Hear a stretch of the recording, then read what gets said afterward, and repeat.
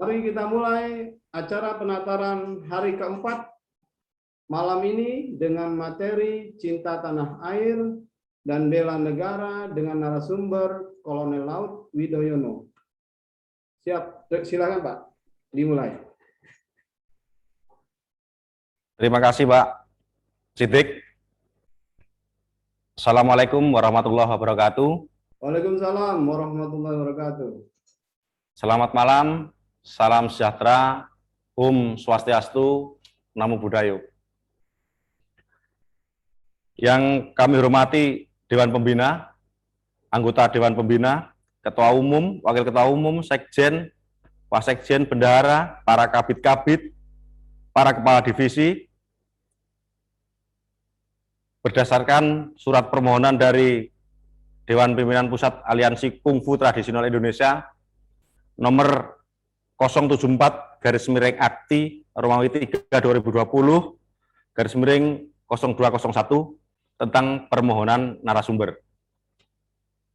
Dalam hal ini, mohon maaf, sebetulnya narasumber berada pada Dewan Pembina, senior kami, guru kami, atasan kami, Laksamana Pertama, Julius Wijoyono. Nah, kebetulan atas arahan dari guru kami, malam ini kita berkumpul bersama dalam rangka penataran pelatih kungfu Indonesia tingkat nasional tahun 2021. Kami bukan sebagai narasumber, namun kami mengajak bapak-bapak, ibu-ibu semuanya, para sifu, dan para master untuk kembali kita mengingat bahwa kita sebagai personil dan kita sebagai masyarakat Indonesia dituntut pengabdian kita dalam bela negara. Namun sebelumnya, bela negara secara profesional kita bisa mewujudkannya di dalam bidang kerja kita masing-masing. Tadi sudah disebutkan oleh Pak Jafar Siddiq, profesi bermacam-macam. Sebagai tentara, kita mengabdi lewat tentara. Sebagai guru, kita mengajar para pelajar, kita mendidik. Kemudian sebagai pedagang, kita berdagang dengan baik. Itu sudah mewujudkan suatu bentuk bela negara. Demikian. Lanjut, Pak John. Namun sebelum itu, sedikit kami memperkenalkan nama kami Widoyono, Kolonel Marinir, jabatan Kepala Subdinas Komunikasi Sosial Masyarakat Maritim, Dispot Maral Mabesal. Lanjut. Kami asli Sleman, daerah istimewa Yogyakarta, tanggal 18 Maret 76, kemudian status kami keluarga anak 2, pekerjaan kami TNI.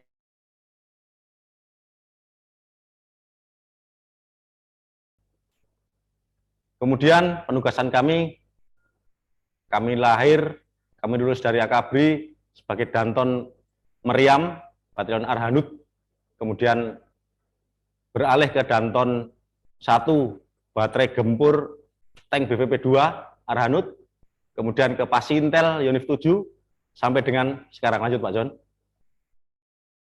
Kasubdis Komsospar Dispot Maral Mabesal. Penugasan kami Satgas Tempur Maluku Ambon 2000, kemudian Aceh 2002, kemudian Satgas Pengamanan Kerusuhan Buruh Jawa Timur tahun 2004, kemudian Satgas Pengamanan dalam negeri yang lain. Lanjut. Demikian Bapak-bapak, Ibu-ibu sekalian, perkenalan kami. Apabila ada hal-hal yang lain mungkin ditanyakan tentang pribadi, nanti silahkan.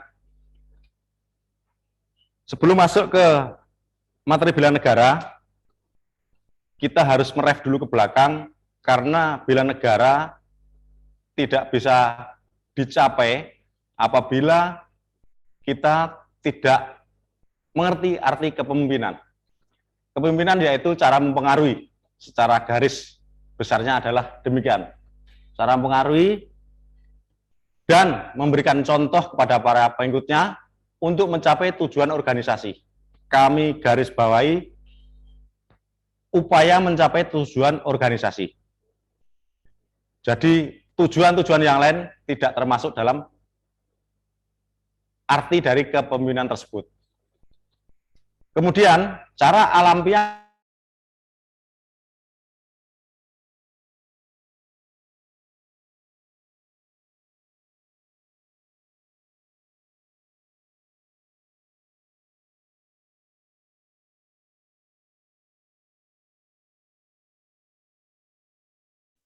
Suaranya hilang, Pak.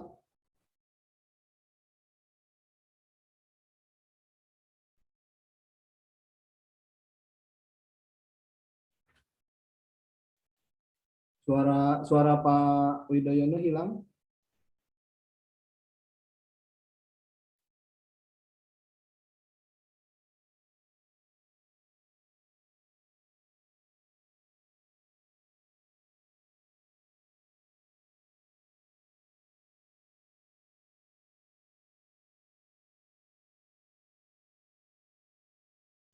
Monitor, Pak.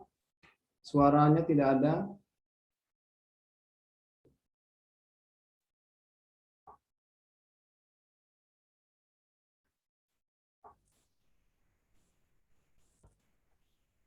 udah. Ya, sudah terdengar, Pak. Silakan, Pak. Lanjut. Maaf, Pak. Sinyal mungkin kurang bisa diatur ini, Pak. Sinyalnya mungkin buruk, Pak. Baik. Silakan dilanjut, Pak. Kemudian, istilah kepemimpinan atau sifat dari pemimpin itu adalah berhubungan dengan keterampilan, kecakapan, dan tingkat pengaruh yang dimiliki oleh seseorang. Jadi, apabila pengaruh seseorang itu sangat dominan, maka dia mempunyai kepemimpinan yang cakap dan itu tidak bisa dimiliki oleh orang lain. Lanjut. Kemudian, pemimpin harus mempunyai profesional, yang mana orang tersebut harus bisa menjalankan profesinya sesuai dengan keahliannya. Kemudian memiliki integritas, yaitu suatu konsistensi dalam bertindak, nilai-nilai, metode, ukuran, dan prinsip, dan berbagai hal yang dihasilkan. Izin, Kemudian Pak. yang Sharing screen-nya tidak ada tampilannya, Pak. sebentar, Pak. Baik. Siap.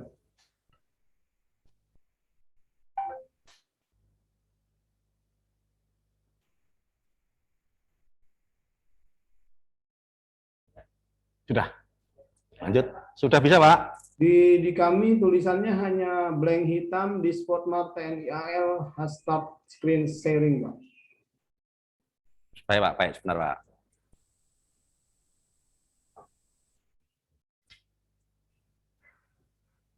Oh, itu, yang kanan itu.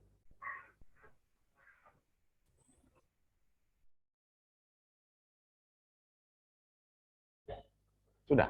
Sudah, Pak Jafar? Belum, Belum. Pak. Masih sama, Pak.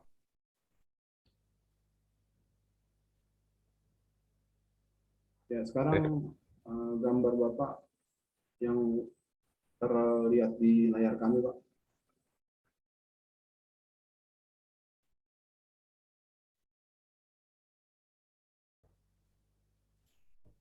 Sudah, Pak Jan. Sudah kelihatan belum, Pak? Di layar kami masih hitam, Pak. Masih blank hitam. Baik, Pak. Mohon waktu sebentar, Pak. Ya. Dari depan, Pak John. Kalau gitu kelihatan nggak?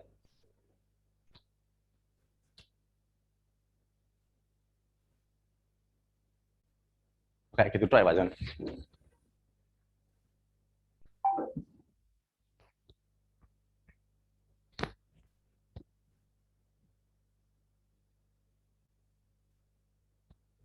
Kalau kayak gitu kelihatan.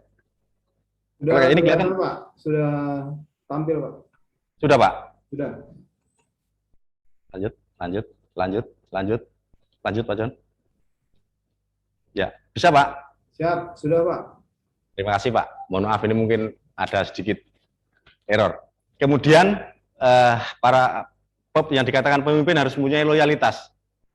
Yang mana loyalitas ini bahwa seorang pemimpin harus bisa ke bawah, ke atas, ke kanan, dan ke kiri, ke samping kiri. Kemudian memiliki pandangan jauh ke depan dan tidak dapat dihalangi, yaitu visioner.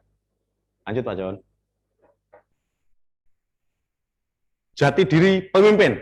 Dalam hal ini, para bapak-bapak, ibu-ibu, para sifu dan para master juga termasuk pemimpin ataupun pelatih, yang mana yang pertama adalah harus bermoral, yaitu dapat menyatakan suatu tindakan, keberadaan, pengalaman, dan pengertian dinamis lainnya, serta mempunyai pertimbangan baik maupun buruk, berakhlak baik, dan memang bahwa yang dikatakan penjahat itu tidak bermoral. Yang kedua, berani, artinya berani tidak mengenal menyerah dan harus lurus pada track yang ada. Dan yang ketiga adalah profesional, mampu dan mau melaksanakan tugasnya dengan baik, mampu dan mau. Dan yang keempat adalah bangga. Bangga di sini yaitu bisa melaksanakan tugasnya dengan penuh kesadaran, tanpa paksaan dan tekanan, dan ini harus dirasakan dengan rasa senang. Jadi bangga itu senang dulu, baru bisa bangga. Lanjut, betul. Itu tadi sekelumit tentang kepemimpinan, yang mana akan sangat ada hubungannya ataupun sangat disinkronkan dengan bela negara. Jadi ingat bahwa pemimpin itu, kita itu adalah pemimpin daripada kita sendiri.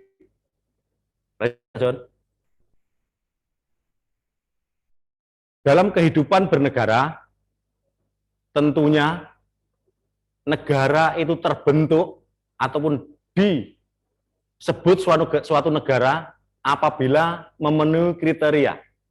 Kriteria yang pertama yaitu adanya rakyat, kemudian adanya wilayah yang diakui oleh negara lain, kemudian adanya pemerintahan yang berdaulat, kemudian adanya pengakuan dari dunia internasional. Salah satu contoh, para bapak-bapak dan ibu-ibu sekalian, mungkin kita melihat bagaimana dengan Palestina, kenapa belum diakui dan disebut suatu negara, karena belum memenuhi unsur daripada 4 yang ada ini. Kemudian tujuan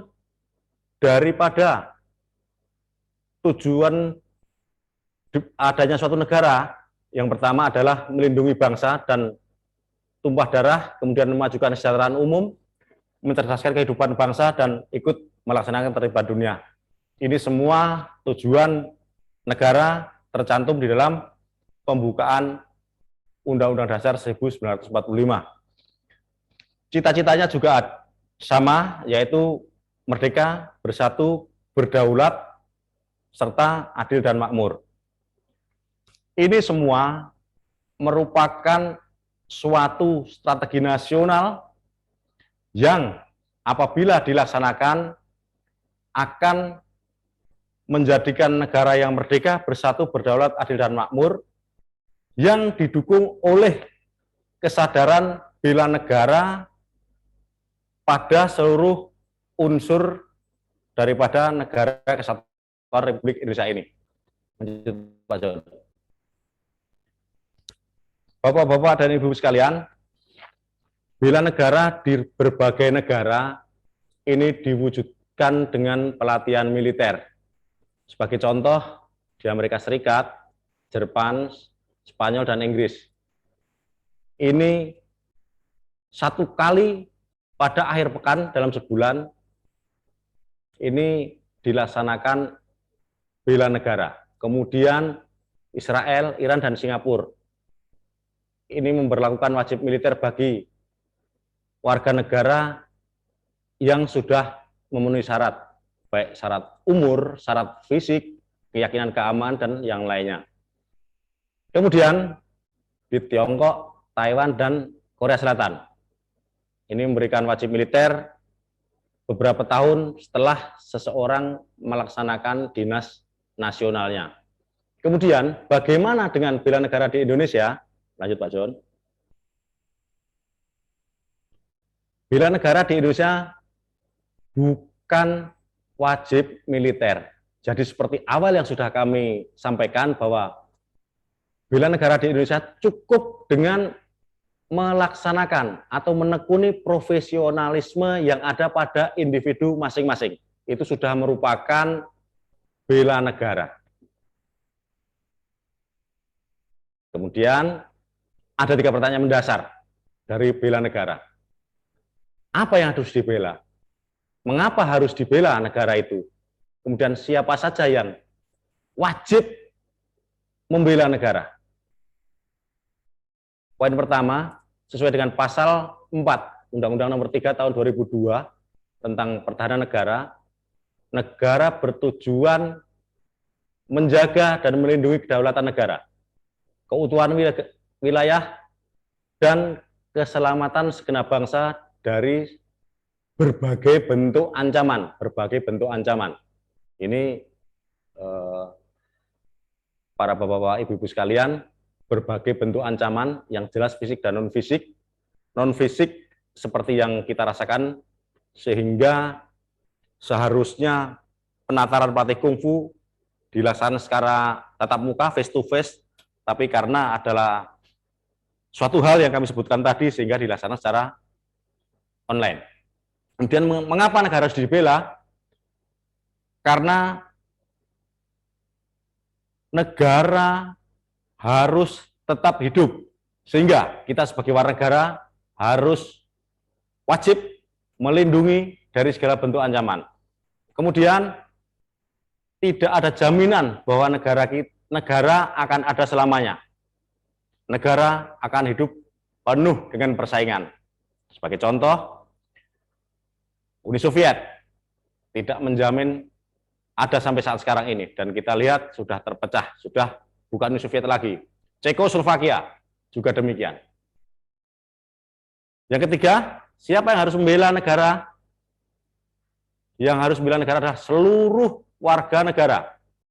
Kemudian lembaga negara, lembaga kemasyarakatan, partai politik, dan lain sebagainya. Lanjut. Dasar hukum bela negara tertuang di dalam UUD 45 mengenai upaya bela negara, yaitu pasal 27 ayat 3. Setiap warga negara berhak dan wajib, tidak berhak saja, tapi berhak dan wajib turut serta dalam upaya pembelaan negara. Kemudian pasal 30 ayat 1, tiap-tiap warga negara berhak dan wajib ikut serta dalam usaha pertahanan dan keamanan negara. Dasar hukum yang kedua, pasal 1 ayat 2 Undang-Undang Nomor 3 Tahun 2002 tentang Pertahanan Negara, yang menyebutkan bahwa Sishanek atau sistem pertahanan negara adalah sistem pertahanan yang bersifat semesta. Semesta di sini diartikan bahwa melibatkan seluruh warga negara, wilayah, dan sumber daya nasional lainnya yang dipersiapkan secara dini oleh pemerintah dan diselenggarakan secara total, terpadu, terarah, dan berlanjut. Jadi kriterianya diselenggarakan secara total, terpadu, terarah, dan berlanjut untuk menegakkan kedaulatan negara, keutuhan negara, serta keselamatan segenap bangsa dan segala ancaman. Yang ketiga, pasal Undang-Undang Nomor 39 Tahun 99 tentang hak asasi manusia. Di dalam bab 4 disebutkan tentang kewajiban dasar manusia. Di pasal 68 berbunyi bahwa setiap warga negara wajib ikut serta dalam upaya pembelaan negara. Lanjut, Pak.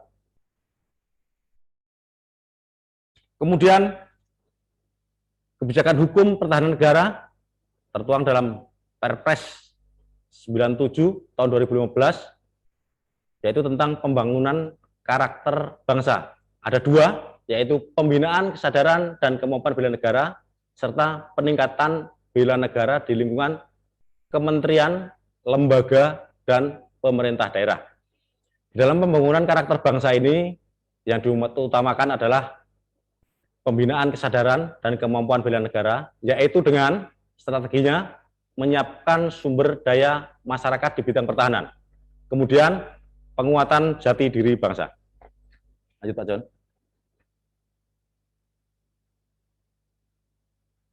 Kemudian bela negara dalam sistem pertahanan negara. Ini terdiri dari dua elemen. Elemen yang pertama adalah pertahanan militer, yang mana militer ini sebagai komponen utama. Komponen utama di dalam Undang-Undang Pasal 10 menyebutkan bahwa TNI sebagai komponen utama. Dibantu oleh komponen cadangan dan komponen pendukung. Apa itu komponen cadangan? Komponen cadangan adalah sumber daya nasional yang disiapkan dan dimobilisasi untuk memperkuat pertahanan daripada kemampuan komponen utama, yaitu TNI. Sementara komponen pendukung ini mendukung komponen cadangan. Komponen cadangan akan bisa naik menjadi komponen pendukung akan bisa naik menjadi komponen cadangan apabila memenuhi syarat-syarat. Syarat utamanya adalah sudah dilatihkan oleh atau diberikan pembekalan oleh komponen utama. Kemudian yang kedua adalah pertahanan nirmiliter. Pertahanan nirmiliter atau pertahanan non-militer ini terdiri dari dua unsur utama, yaitu kementerian atau lembaga di luar bidang pertahanan. Ini mempunyai tugas operasi militer selain perang. Yang kedua adalah unsur lain kekuatan bangsa, yaitu kementerian, lembaga, dan pemerintah daerah. Yang mana komponen pertahanan non-militer ini akan selalu mendukung komponen utama, yaitu TNI dalam pertahanan negara. Diwujudkan, dituangkan, dasar hukumnya adalah pasal 9 bahwa setiap warga negara berhak dan wajib ikut serta dalam upaya bela negara yang diwujudkan dalam penyelenggaraan pertahanan negara. Dalam pasal 6 disebutkan bahwa pertahanan negara diselenggarakan melalui usaha pembangunan, usaha membangun dan membina kemampuan daya tangkal negara dan bangsa, serta menanggulangi setiap ancaman.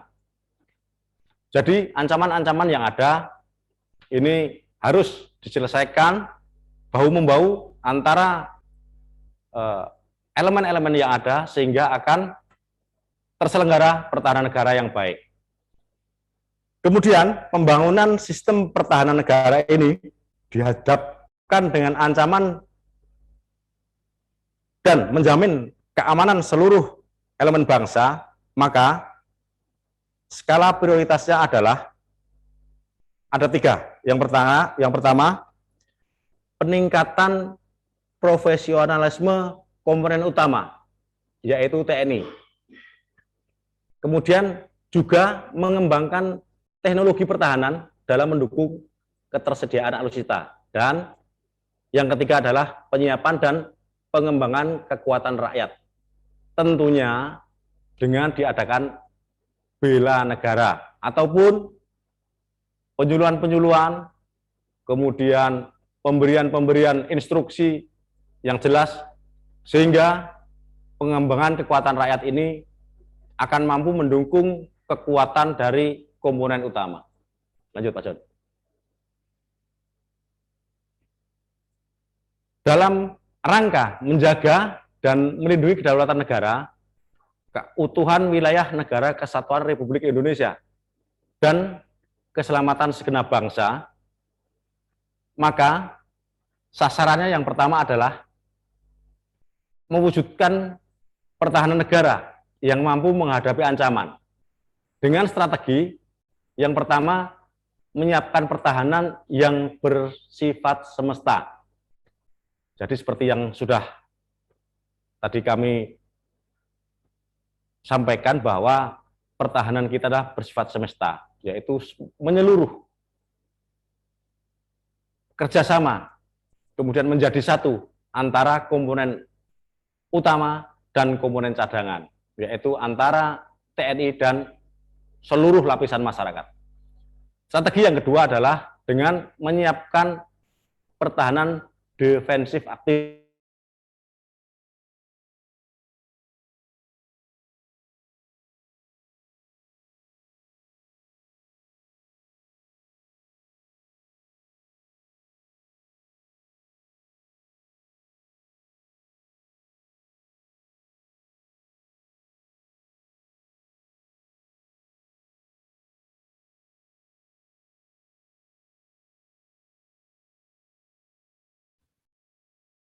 Suaranya tidak terdengar, Pak.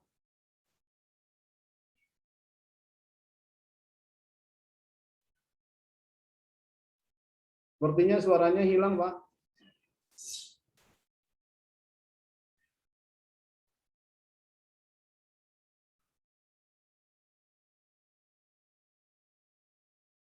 Ya, mungkin ini terjadi gangguan sinyal, teman-teman. Kita coba cek dulu.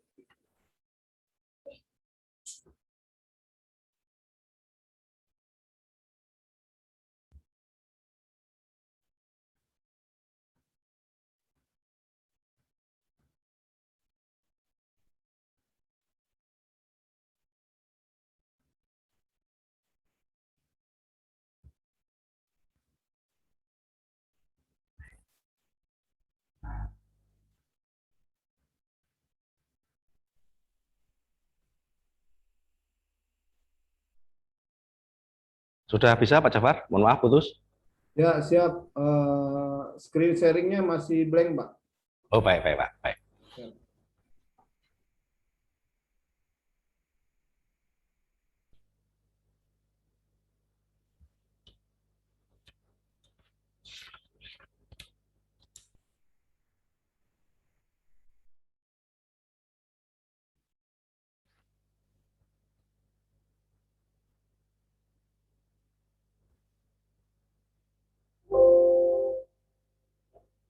Sudah, Pak? Screen sharingnya belum nampak, Pak. Masih Baik, baik, Pak. hitam. Kalau screen Bapak sudah ada. Screen sharingnya yang belum tampil, Pak. Jangan itu, Pak.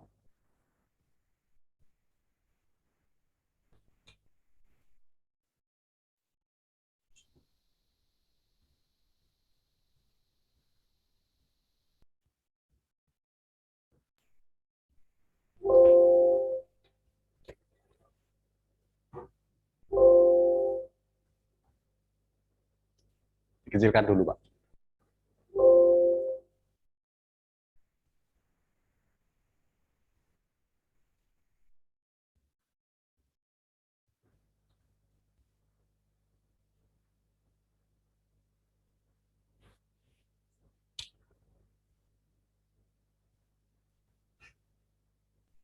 Belum, Pak.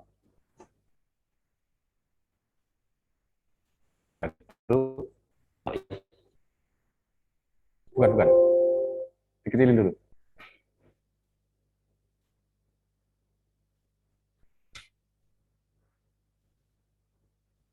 Nah, itu belum. Belum, Pak.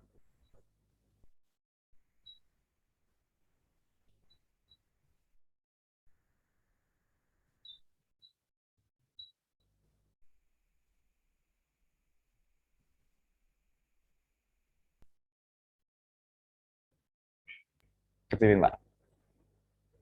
Kecilin. Kecil bisa, besar bisa. Kan? Belum. Nah, itu kan belum itu. Coba, pindah yang lain dulu. Halaman berikutnya. Tapi jangan dibesarkan dulu. Terus. Masuk Pak Jafar? Belum? Belum, Pak. Belum. Mundur lagi, Pak.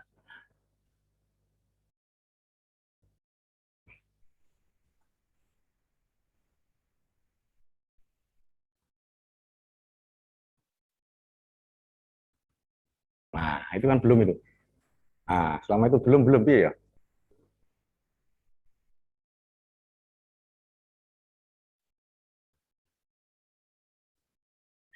Belum, Pak.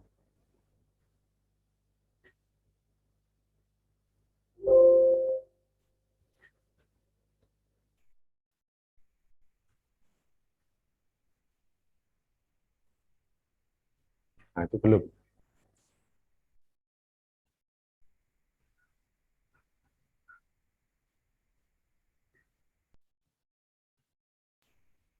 Belum ya?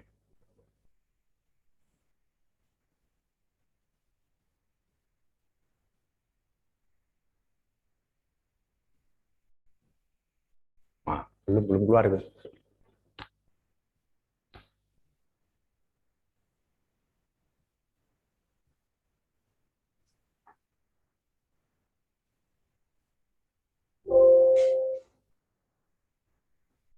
Belum itu.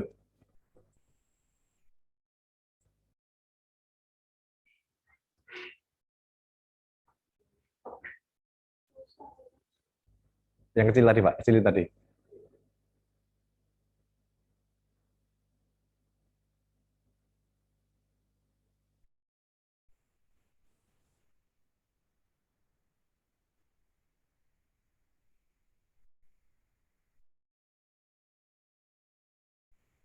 Nah, itu loh. Itu kok belum bisa ya. Nah, kalau di situ bisa, pasti masuk itu.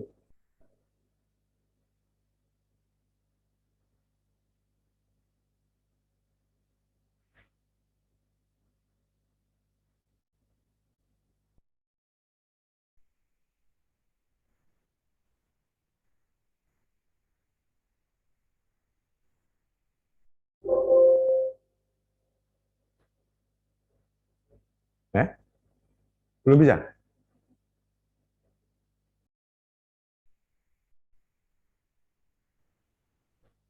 Belum ya, Pak Samar ya? Siap, belum Pak.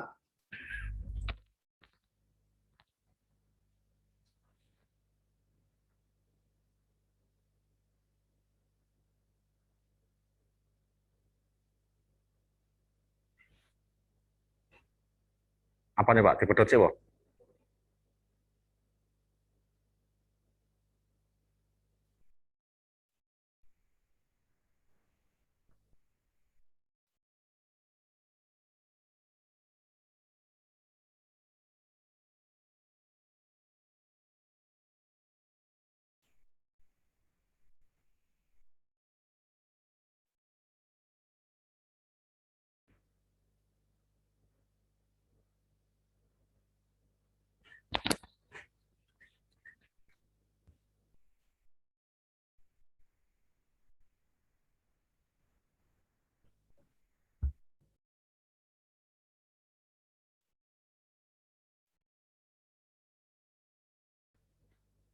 Diulang dari awal, Pak Jen?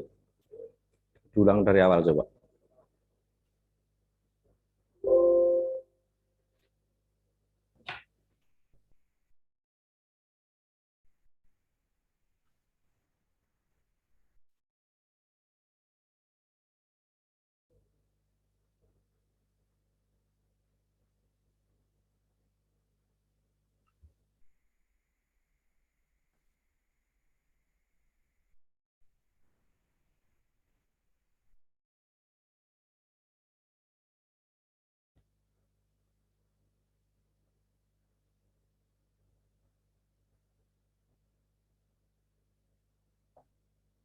Mungkin tidak masalah tidak ditampilkan filenya Pak. Karena teman-teman juga sudah punya semua, sudah mendownload di grup peserta. Oke, Mungkin Pak. Bapak bisa langsung dijelaskan saja Pak. Baik, baik, Pak. Ya. Pak Jen, lanjut, Pak Jen. Yang tadi nggak apa-apa. Apa namanya? Bahan-bahan. Nah, lanjut.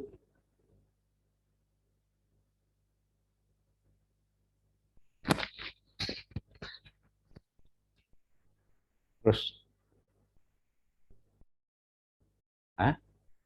Oh, mati 40 menit.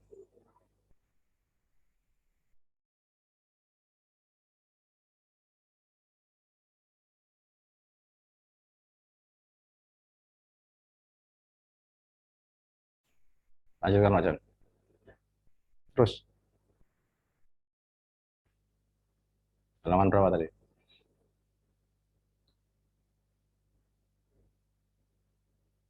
Ya, postur. Wah, pulang, mundur. Postur, mundur. Mundur. Satu lagi, postur pertahanan negara. Atasnya. Mana? Ya, udah. Postur bawahnya. Ya. Kami lanjutkan. Mohon maaf, Bapak-bapak dan Ibu sekalian, ada sedikit trouble.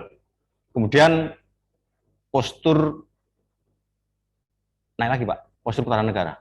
Itu udah near milit. Loh, kok menutup? Naik. Naik lagi. Nah, nih. Postur pertahanan negara dibagi menjadi dua, yaitu postur pertahanan militer dan postur pertahanan nir ataupun non militer. Yang mana postur pertahanan militer ini menjadi komponen utama. Komponen utama ini seperti yang sudah kita ketahui, itu dibagi menjadi tiga, yaitu bidang matra darat, matra laut, dan matra udara. Yang mana mempunyai kekuatan dan kemampuan secara tugas pokok, kekuatannya yaitu siap menghadapi ancaman yang nyata maupun belum nyata. Kenapa kok dikatakan belum nyata? Karena peran intelijen dominan ini sudah bisa mendetek dengan apa yang akan menjadi ancaman. Kemudian penataan organisasi, pengembangan organisasi, dan gelar daripada matra darat, matra laut, maupun matra udara. Yang mana mempunyai kemampuan yang pertama sudah kami sebutkan tadi, yaitu intelijen, kemudian diplomasi, pertahanan, pemberdayaan wilayah pertahanan, serta dukungan. Yang mana dari tiap-tiap matra darat, laut, udara ini mempunyai komponen cadangan dan komponen pendukung. Seperti yang sudah kami sebutkan tadi, komponen cadangan adalah sumber daya nasional yang disiapkan untuk dimobilisasi. Sehingga postur komponen utama melalui kebijakan minimum essential force maupun essential force akan dapat tercapai dengan adanya komponen cadangan dan komponen pendukung tersebut. Lanjut, Pak John. Kemudian komponen pertahanan militer. Ini terdiri dari unsur utama dan unsur lainnya yang diharapkan akan menopang dalam bela negara tersebut. Yang mana unsur utama ini terdiri dari kementerian dan lembaga di luar bidang pertahanan.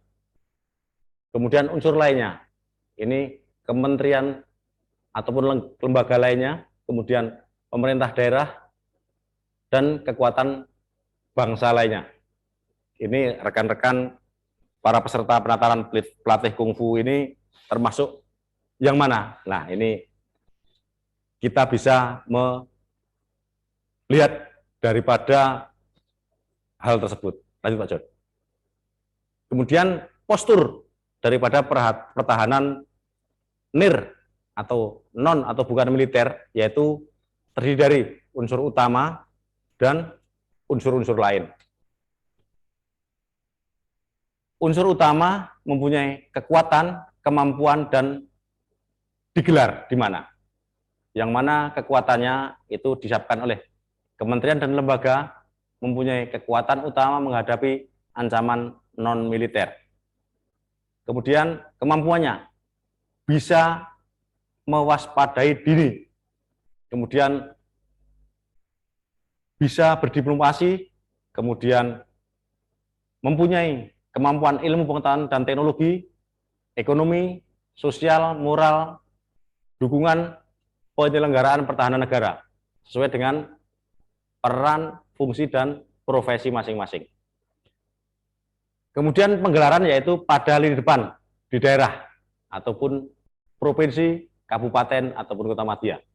Unsur lainnya, kekuatannya yaitu komponen bangsa yang membantu dalam menggelar unsur utama.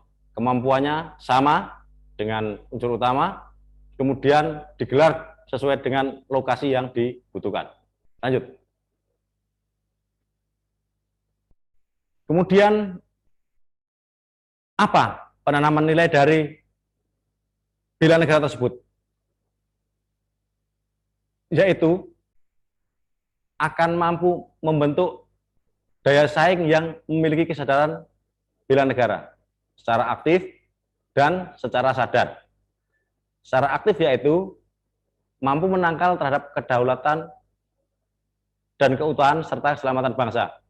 Kemudian secara sadar bisa dan mampu berperan fisik maupun non fisik dalam melaksanakan bela negara.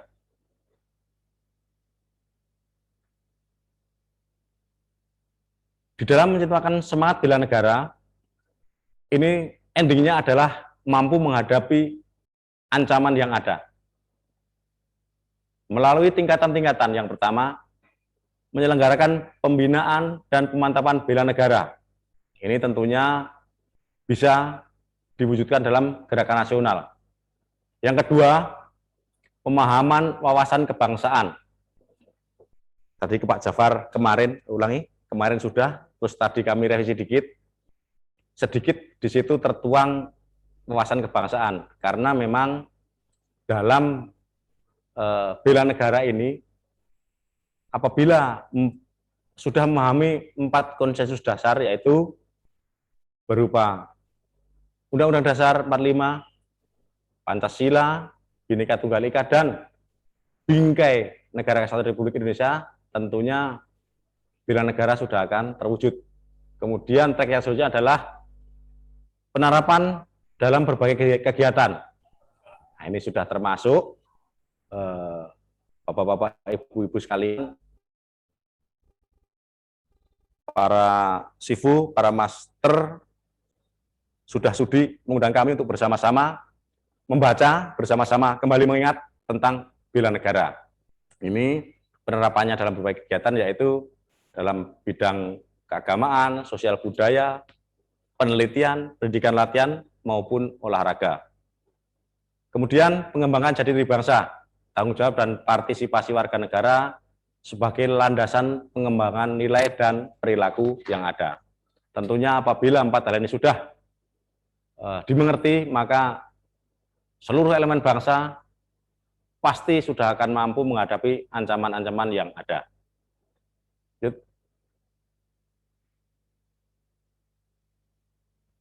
Sesuai dengan Perpres nomor 2 tahun 2015 tentang RPJMN terkait kebijakan pembangunan pertahanan, yaitu terbangunnya sistem keamanan nasional yang integratif melalui peningkatan kesadaran, sikap, dan perilaku bela negara.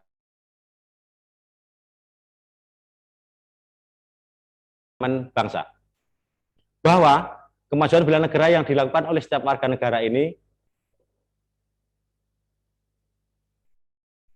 putus Pak. Ya.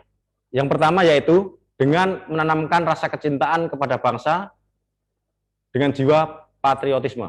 Kemudian membentuk iman dan takwa.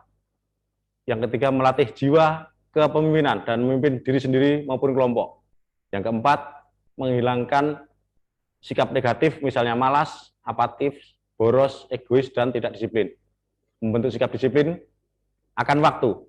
Yang pertama ditekankan disiplin akan waktu, aktivitas, dan juga pengaturan kegiatan lain. Membentuk perilaku jujur, tegas, adil, tepat, serta kepedulian antar sesama. Kemudian membentuk jiwa kebersamaan, serta solidaritas antar sesama rekan seperjuangan. Membentuk mental dan fisik yang tangguh, berbakti pada orang tua, bangsa, dan agama, melatih kecepatan, ketepatan, ketangkasan individu dalam melaksanakan beragam kegiatan. Pak John. Demikian, Bapak-bapak dan Ibu-ibu sekalian, para sifu dan master, hal-hal yang perlu kita refresh bersama tentang bela negara. Jadi, dengan adanya kegiatan ini, diharapkan seluruh elemen bangsa, apapun itu, apapun pekerjaannya, berapapun umurnya, apapun profesinya, akan tumbuh kebanggaan sebagai putra-putri Indonesia yang mana kedepannya berkembangnya zaman akan semakin penuh dengan tantangan. Demikian yang bisa kami sampaikan.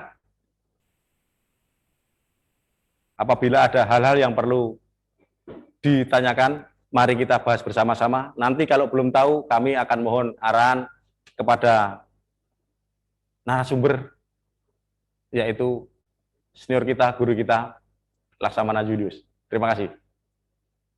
Silakan Pak Sidik. Ya, terima kasih Pak Kolonel Laut Widoyono atas pemaparannya. Semoga hal ini menjadi wawasan baru, menambah wawasan bagi teman-teman dan termasuk saya juga akan kecintaan kita terhadap bangsa Indonesia. Kita lanjut ke kolom chat. Kita akan masuk ke sesi tanya jawab. Saya akan pilih pertanyaan yang ada di kolom chat, kemudian nanti bisa dijawab langsung oleh narasumber. Baik, silakan Pak. Siap, saya akan carikan dulu yang pas. Dari Sifu Jumarli, Perguruan Kungfu Salsabila Banten, Pak. Ada pemikiran bahwa kenapa harus memilih seni bela diri negara lain jika negara sudah punya bela diri aslinya. Mungkin ini minta pandangan dari sisi TNI kali Pak ya, tentang bela diri dari negara lain, kurang lebih begitu. Silakan Pak. Baik Pak, terima kasih. Kenapa harus memilih aliran dari negara lain tentang bela diri? Padahal kita sendiri punya, demikian Pak ya? Siap. Dari sisi kebangsaan, bahwa kita hidup merupakan bagian dari dunia. Seni datangnya dari mana saja. Kemampuan boleh dimiliki oleh siapa saja, tentang apa saja. Namun demikian, jati diri bangsa kita jangan sampai ditinggalkan. Sama seperti makanan, Pak. Kenapa kita harus milih Pizza Hut, sementara kita punya nasi? Kami kira kalau kemampuan itu dari manapun harus kita gali. Seperti ilmu juga demikian.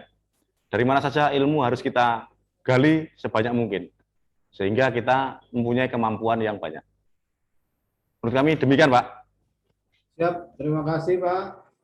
Kita lanjut ke pertanyaan berikutnya dari Sifu Jeffrey Rumate, Perguruan Kungfu Naga Hijau, Sulawesi Utara. Kenapa di Indonesia tidak melakukan wajib militer seperti yang dilakukan negara lain seperti Cina, Korea, dan lain-lain? Silakan dijawab, Pak. Terima kasih, Pak. Wajib militer di Indonesia itu belum sepenuhnya diperlukan, Pak. Kenapa demikian? Karena negara kita adalah negara yang demokrasi, negara yang segala sesuatunya harus dimusyawarahkan dulu. Sehingga pengambil keputusan, dalam hari Presiden Republik Indonesia, harus mengumpulkan staf-stafnya, menteri-menterinya, dan sebagainya. Apakah satu dan lain hal kegiatan perlu dilakukan atau tidak? Jadi jawabannya saya kira cukup singkat saja, Pak. Belum diperlukan, dan negara kita negara yang demokrasi, segala satunya harus dirundingkan. Demikian. Siap, terima kasih. Kita lanjut ke pertanyaan dari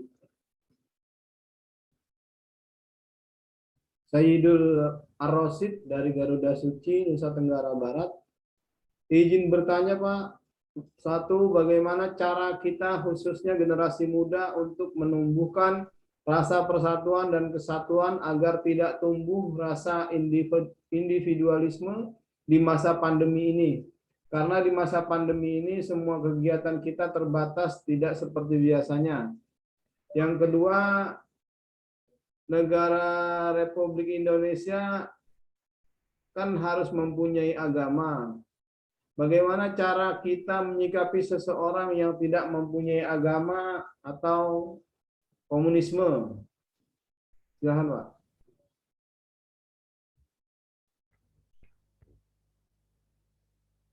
Baik, Pak. Saya catat sebentar, Pak.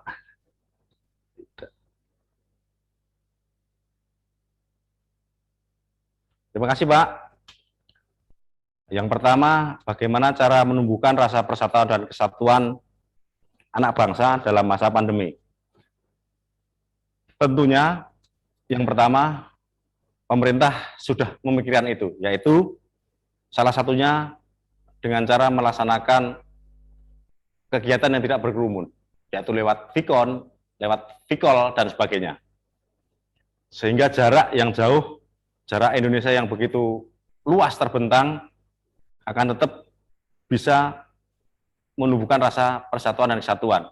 Sebagai contoh, pada saat 17 Agustus kemarin, yang biasanya hari kemerdekaan diperingati dengan cara upacara, kemudian adanya perlombaan-perlombaan secara live, namun sekarang diadakannya seluruhnya secara virtual. Kenapa? Ya karena memang dampak pandemi yang belum bisa berakhir sampai dengan saat ini, sehingga seluruhnya masih menggunakan media elektronik.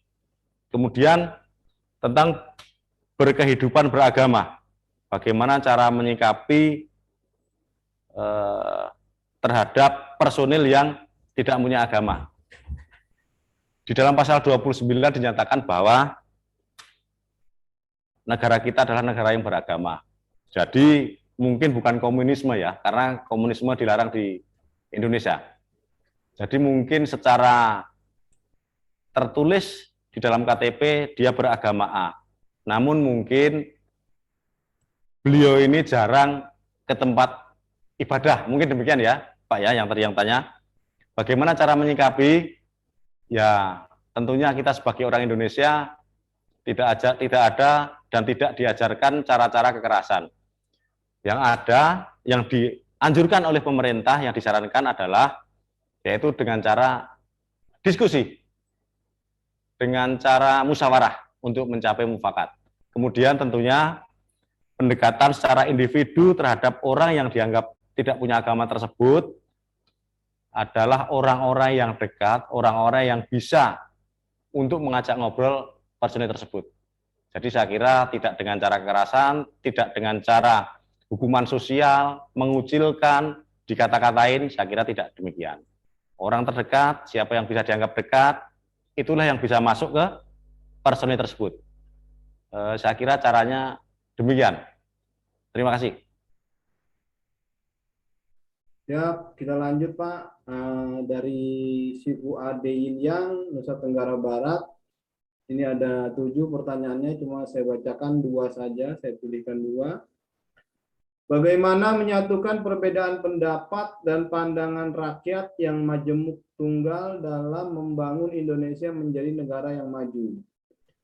Bagaimana upaya TNI dalam mendorong minat praktisi kungfu untuk ikut berperan aktif dalam program bela negara yang selaras dengan nilai-nilai luhur Pancasila? Mungkin lebih ke umum kali Pak ya, minat praktisi bela diri secara umum kali. Bagaimana mungkin dalam pandangan TNI. Demikian. Silakan Pak. Ya, Pak. Yang pertama tadi Pak, bagaimana menyatukan perbedaan pendapat dan pandangan rakyat yang majemuk Pak? Oke. Bagaimana menyatukan beda pendapat Pak ya? Betul. Baik Pak, terima kasih Pak. Siap. Sesuai dengan undang-undang bahwa rakyat sudah memilih wakilnya, bahkan sekarang dipilih secara langsung oleh rakyat itu sendiri. Jadi apapun itu aspirasi yang ada oleh rakyat disampaikan ke wakil-wakil yang ada yang sudah dipilih oleh masyarakat tersebut.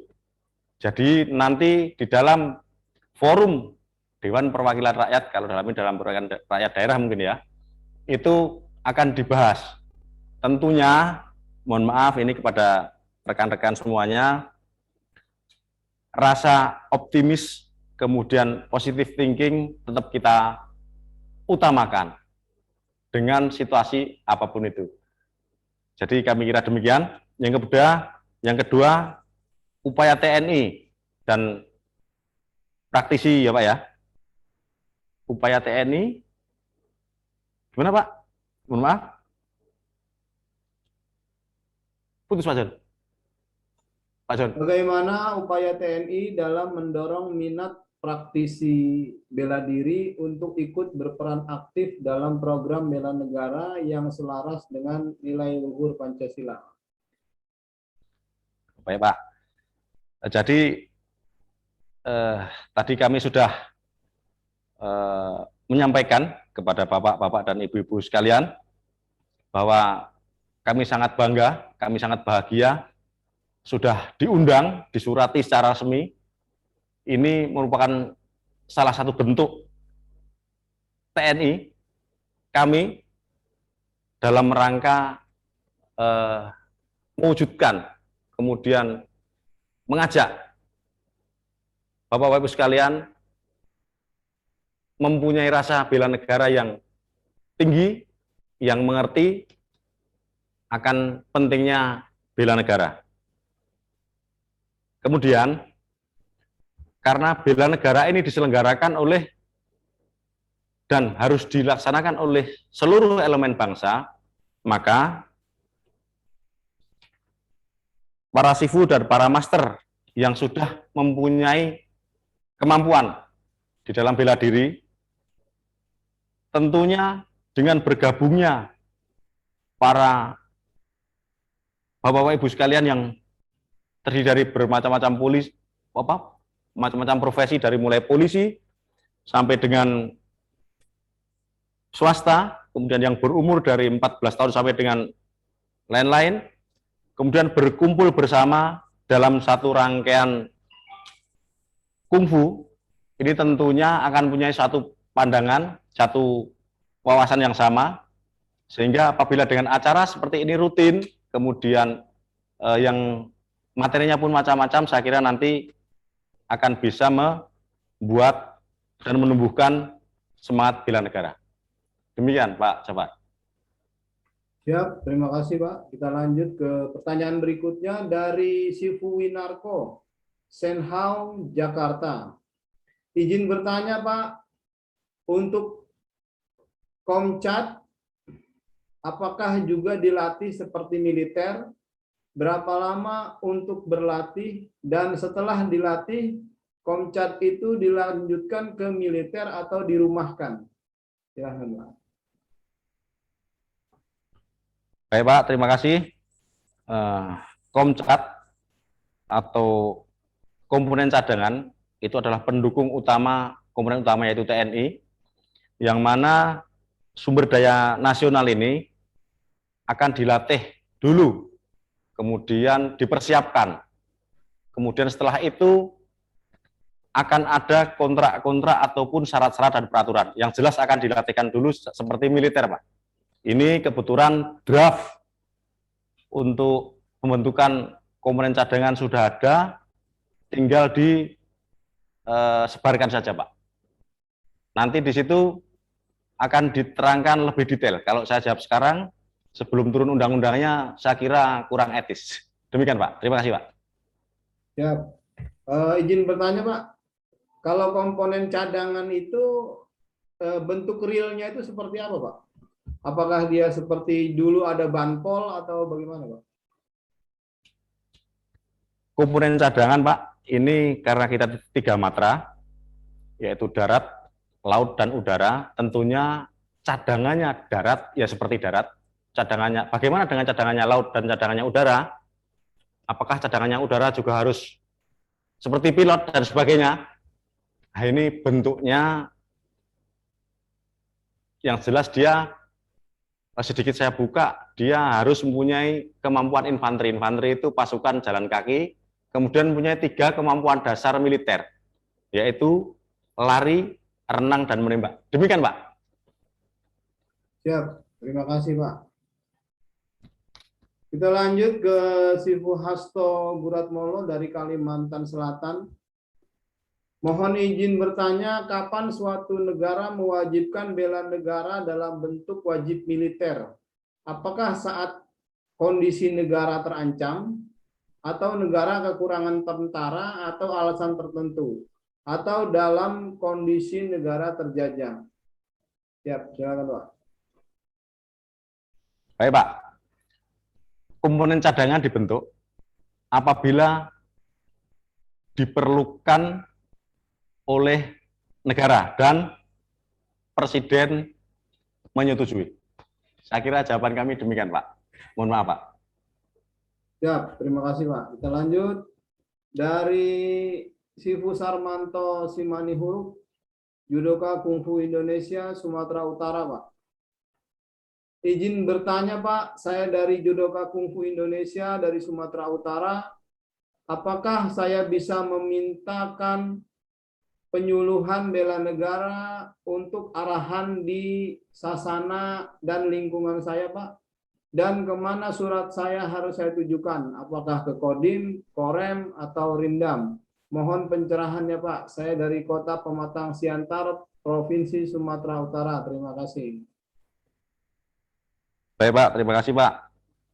Penyuluhan bela negara bisa diselenggarakan, bisa dilaksanakan oleh TNI AD, TNI AL maupun TNI AU. Jadi di mana Bapak tinggal bisa melayangkan surat ke instansi tersebut yang terdekat. Demikian Pak. Siap, terima kasih. Kita lanjutkan lagi.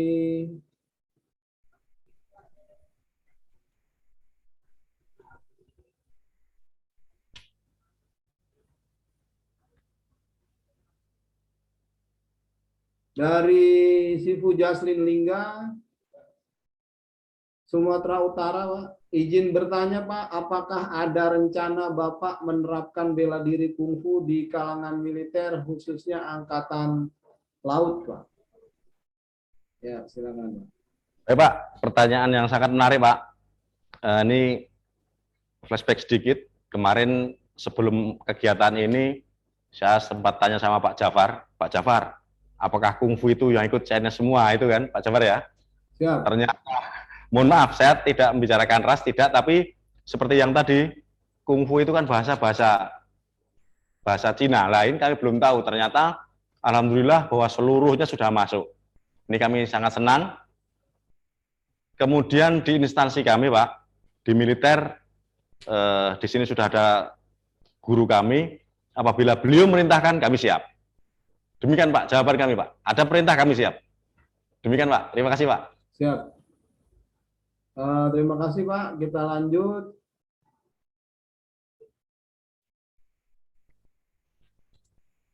Iya, dari Raden Nanda Setiawan dari DKI Jakarta.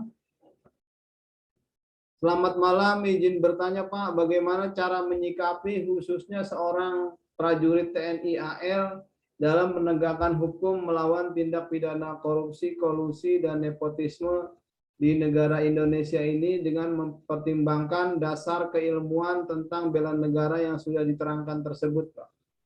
Silakan, Pak. Terima kasih. Bagaimana cara menyikapi prajurit TNI AL tentang pidana korupsi ya? Pertanyaan Siap. demikian. Siap, Pak.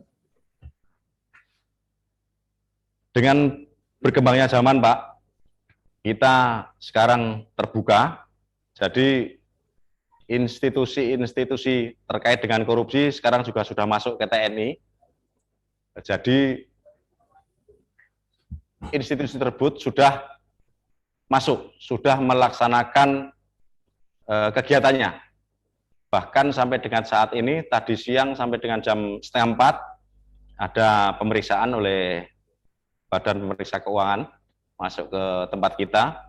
Jadi kita sekarang sudah terbuka, apapun itu, temuan dan sebagainya, ya yang atas yang menentukan Pak. Demikian. Siap. Kita lanjut.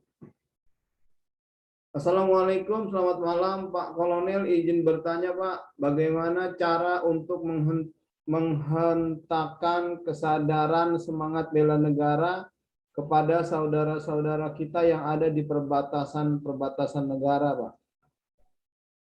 Terima kasih ya. Ya, silakan, Pak. Terima kasih. Pertanyaan yang bagus. Jadi, Bapak-Bapak Ibu sekalian, Tentara Nasional Indonesia sampai saat sekarang ini sudah mengirimkan pasukannya ke wilayah-wilayah perbatasan maupun pulau-pulau terluar yang ada masyarakatnya maupun yang tidak. Jadi TNI di sana mengemban 2 tugas, tentunya dengan Polri ya. Itu yang pertama menjaga daerah perbatasan, yang kedua itu memberikan rasa aman, memberikan rasa nyaman, dan menghidupkan ekonomi. Bagaimana menghidupkan ekonomi? TNI sebagai garda terdepan bangsa itu menyambung sebagai contoh di daerah Tawau. Di daerah Tawau sana perbatasan jalan, seberangnya sudah Malaysia, di seberangnya adalah Indonesia. Yang mana mereka ini lebih dekat ke Malaysia, sehingga barang-barang ataupun kebutuhan sehari-hari mereka menyeberang. Nah, dengan diterjunkannya tentara maupun polisi ke sana, itu sebagai duta sekaligus juga membawa barang-barang dari Indonesia yang didistribusikan di sana, sehingga mereka yang awalnya lari ke Malaysia, mereka kembali, kemudian mereka juga sangat senang karena merasa diperhatikan dengan datangnya TNI. Demikian, ini bentuk real. Siap, terima kasih, Pak. Kita lanjut ke Sifu Zulfadli dari Sumatera Barat. Izin bertanya, Pak, apakah ospek atau pelonco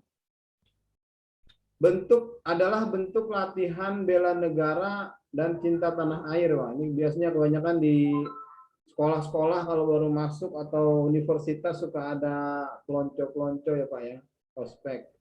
Yang isinya kadang-kadang nyeleneh gitu, Pak. Apakah itu masuk ke dalam bela negara, bentuk pelatihan bela negara atau tidak, Pak? Gitu.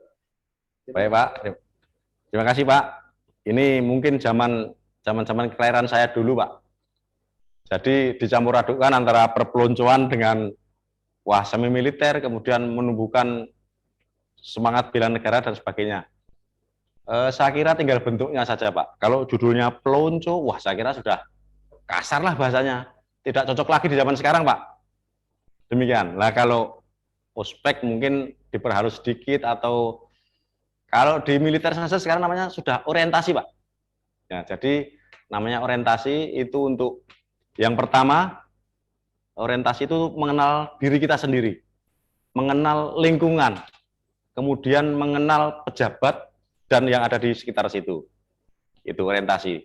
Setelah itu baru ditumbuhkan rasa cinta, kemudian rasa memiliki, rasa handarbeni terhadap apa yang dimiliki oleh organisasi. Jadi mungkin zaman dulu, atau mungkin masih ada, Pak Jafar sekarang? Nggak ada, Pak ya? Di beberapa tempat dan sekolah masih ada, Pak. Begitu, Pak ya? Iya. Saya kira tinggal pelaksanaan saja. Kalau pelonco, saya kira namanya pelonco itu udah orang pasti akan berasumsi negatif. Mungkin namanya sudah mereka ganti, Pak. Cuma mungkin bentuk kegiatannya hampir tetap mirip gitu, Pak. Topi warna-warni, pakai dasi pete misalkan kayak gitu, coreng-coreng. Mungkin namanya ospek mungkin. Ya. Tapi tetap saja isinya kadang-kadang ya nyeleneh lah gitu. Oke, kita lanjut, Pak, ke pertanyaan berikutnya. Dari Sifu Imran Effendi, SKSI Padang, Sumatera Barat. Izin bertanya, Bapak, bagaimana pandangan Bapak adanya warga negara artis yang melecehkan Pancasila malah dijadikan sebagai duta Pancasila? Terima kasih, Pak. Silakan. Baik Pak, terima kasih Pak. Jadi ada personal yang melecehkan Pancasila, namun dijadikan duta. Tadi sudah kami sampaikan bagaimana kita mengelola manajemen kita. Yang pertama optimis, yang kedua positive thinking. Kenapa sih si A itu public figure kok menghina Pancasila? Tapi kenapa dijadikan duta? Yang pertama dari sisi positif kita positive thinking, bahwa sebetulnya mereka ini, dia ini diajari Pak, dijadikan duta, dia diajari, dia dipreser bahasanya. Bahasanya, Pak Jafar, Anda sudah salah tentang Pancasila. Sekarang Pak Jafar saya jadikan duta, sehingga Pak Jafar mempunyai rasa tanggung jawab yang lebih terhadap hal yang sudah Bapak lakukan. Jadi kita berpikir terbalik, kemudian menggunakan energi yang positif.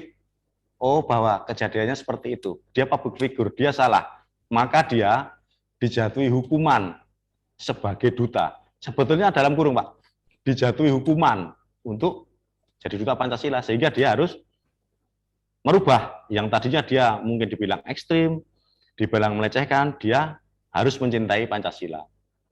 Demikian Pak. Siap, terima kasih Pak.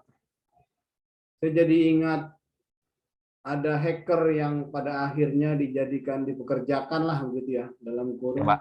dipekerjakan di institusi kepolisian begitu. Betul. Yang awalnya dia salah, apa harus bersalah dulu Pak untuk bisa bergabung menjadi bagian dari TNI Polri itu Pak ya? Tidak Pak.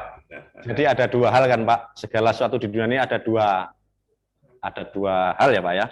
Baik buruk, hitam putih, kemudian menang kalah dan sebagainya. Terkait hal yang tadi, kami menyambung lagi, mungkin kami sarankan pada Bapak-Bapak Ibu sekalian, untuk penataran mungkin perlu dilibatkan atau mungkin perlu minta narasumber ke BNPT Pak, Badan Nasional Penanggulangan Teror. Kemarin saya ngobrol-ngobrol dengan salah satu direkturnya, beliau sangat senang, saya laporan bahwa saya akan mengulas lagi tentang bela negara ini. Ya, beliau malah cocok itu. Kita punya Amrosi, nanti kita hadirkan di samping sini bahwa ini loh mantan teroris. Nah, sekarang kita sama-sama memerangi teroris yang ada di Republik ini. Demikian Pak. Nah, nanti sekalian dibawakan itu personalnya itu. Jadi oh seperti ini. Ternyata dia dulu salah, setelah tahu dikasih pengetahuan bisa menyampaikan hal-hal tersebut. Demikian Pak. Jadi intinya mungkin pada saat seseorang salah, tidak langsung dilihat sisi salahnya begitu Pak ya, tapi dilihat dari potensinya mungkin itu. Betul Pak. Misalkan seorang hacker, dia salah, daripada kemampuannya dipakai untuk hal-hal salah, ada baiknya kemampuannya dipakai, diarahkan untuk hal-hal yang baik dan benar begitu Pak ya. Betul Pak. Betul. Ya. Betul sama Pak. Dengan artis tadi, mungkin artis punya fans, punya penggemar yang banyak, daripada dia dibiarkan menghina Pancasila dengan dijadikannya dia duta Pancasila, otomatis secara moral dia terbebani untuk mencontohkan yang baik begitu Pak ya. Betul Pak Sidik. Terima kasih banyak Pak Sidik menambahkan yang mungkin kami belum terbersit. Terima kasih banyak Pak. Nah, ya, saya kira lanjut Pak, saya jadi akan coba nanti kita akan, kalau ada penataran lagi saya akan coba untuk menghadirkan dari BNPT Pak ya. betul Pak, BNPT, Badan Nasional Penanggulangan Teror Pak. Badan Nasional Penanggulangan Teror ya. Betul Pak, itu sangat berkompeten karena memang Bapak-Bapak Ibu sekalian punya kemampuan, kemudian juga mempunyai power berupa kemampuan di badan, kemudian punya power anggota yang banyak, kemudian juga dari bermacam-macam profesi, gitu Pak. Jadi mungkin penjelasan-penjelasan jangan sampai terjadi hal-hal teror dan sebagainya, kaitannya dengan bela negara dan sebagainya. Demikian Pak. Siap. Karena betul Pak bahwa memang yang saya sempat ingat bahwa yang paling menyeramkan adalah bukan orang jahat yang memiliki niat jahat, Pak. Katanya tapi orang jahat yang memiliki kemampuan. Jadi kalau ada seseorang yang sudah memiliki kemampuan, anggaplah misalkan pernah terjadi bahwa anggota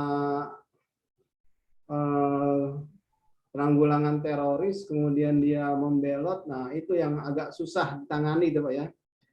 Betul, Saya Pak. jadi ingat bahwa kami-kami ini juga sama Pak, kami-kami juga di Kungfu ini memiliki kemampuan yang berbeda-beda dari setiap perguruan.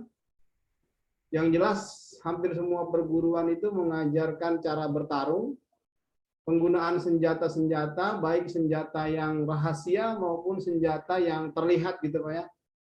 Bahkan ada juga yang menggunakan senjata misalkan pisau terbang, menggunakan jarum beracun. Kalau sampai mereka ini otaknya terkontaminasi oleh hal-hal negatif, amit-amit misalkan mereka sampai menjadi penjahat gitu ya. Begitu berbahayanya begitu. Makanya kami juga di dalam organisasi kami juga dalam skala yang terkecil, dalam perguruan-perguruan, dalam latihan selalu menekankan setiap anggota harus menjadi orang yang baik gitu. Karena yang paling berbahaya adalah orang jahat yang memiliki kemampuan, saya pikir begitu, Pak. Kita lanjut ke pertanyaan berikutnya dari Sifu Muhammad Roziki dari NTB. Izin bertanya Pak, untuk bela negara sendiri contohnya dalam segi keamanan apakah hanya TNI saja yang memiliki kewenangan penuh dalam menjaga dari ancaman, baik ancaman dari luar maupun dari dalam? Silakan Pak. Ya, Pak, terima kasih Pak. Seperti yang sudah kami sampaikan di awal, bela negara oleh setiap warga negara bisa diwujudkan dengan menekuni profesinya masing-masing. Di dalam undang-undang disebutkan bahwa pertahanan dan keamanan sudah termaktub dalam pasal-pasal yang ada. Pertahanan sendiri, keamanan sendiri. Karena ini yang ditanyakan keamanan, ini sebetulnya bukan bela negara dari segi keamanan, tidak demikian sebetulnya. Jadi memang tugas polisi sebagai di bidang keamanan itu ya seperti itu. Sudah langsung terwujud. Kemudian TNI di segi pertahanan ya seperti itu. Jadi kita, apapun itu, siapapun itu, dengan melaksanakan pekerjaannya, itu sudah mewujudkan bela negara. Sebagai contoh, misalnya ada saudara kita di depan itu mempunyai profesi Gojek. Suatu saat dia melihat ada pencopetan, terus dia lapor ke kami. Ya kami langsung akan tindak lanjuti, kami koordinasi dengan polisi karena mungkin nunggu polisi perlu proses, ya akhirnya kami yang turun duluan. Jadi demikian Pak. Jadi siapapun itu kita mewujudkan bela negara dengan melaksanakan profesi kita masing-masing. Demikian Pak. Siap, terima kasih Pak. Kita lanjut ke Sifu Robert Sanjaya dari Dragon Kids Jawa Timur. Apakah anak ekspatriat dan memilih menjadi warga negara Indonesia bisa diterima menjadi tentara, Pak? Silakan, Pak. Pak, dengan berkembangnya zaman, dengan majunya zaman, dengan majunya teknologi, kemudian tentunya juga aturan-aturan berubah, Pak. Nah, untuk sampai saat ini, saudara-saudara kita tersebut sudah bisa masuk. Bahkan kemarin, kalau kita lihat di media-media cetak, media elektronik, itu kita lihat, mohon maaf, salah satu syarat untuk menjadi tentara maupun polisi untuk perempuan harus lawan. Berkembangnya zaman ini sudah tidak berlaku lagi. Kenapa? Karena awal bahwa keperawanan mewujudkan suatu kesucian dan sebagainya. Apakah itu bentuk tanggung jawab? Setelah dikaji, ada salah satu pejabat polisi dan angkatan darat wanita, jenderal, itu menyatakan bahwa tidak perlu lagi. Sehingga zaman berubah, teknologi berubah, kehidupan berubah, aturan juga bisa berubah. Demikian, Pak. Jadi untuk saat ini untuk anak yang ekspatriat asalkan sudah menjadi warga negara Indonesia bisa Pak ya? Bisa, Pak. Bisa mendaftar asalkan sesuai dengan standarisasi yang sudah diterapkan. Ditentukan. Betul, Pak. Jadi persyaratan-persyaratan, kalau dulu kan kita kenal adanya apa, Pak? Litsus ya, Pak ya? Ada litsus dan sebagainya, diturut-turut dan sebagainya, kena benang merah dan sebagainya, sudah tidak bisa. Kemudian anak ini nggak bisa. Sekarang sudah berubah, Pak. Demikian, Pak. Siap. Terima kasih, Pak. Kita lanjut ke Sifu Imran Effendi dari Padang. Izin bertanya, Pak. Bapak tadi bilang TNI memiliki intel yang bisa memantau adanya ancaman keamanan. Pertanyaannya, kenapa Menko Polhukam Pak Wiranto waktu itu masih kena tusuk, Pak? Apakah TNI saat itu tidak memprediksi adanya ancaman tersebut, Pak? Terima kasih. Baik, Pak. Terima kasih. Public figure, Pak, itu mempunyai yang namanya pengamanan, Pak.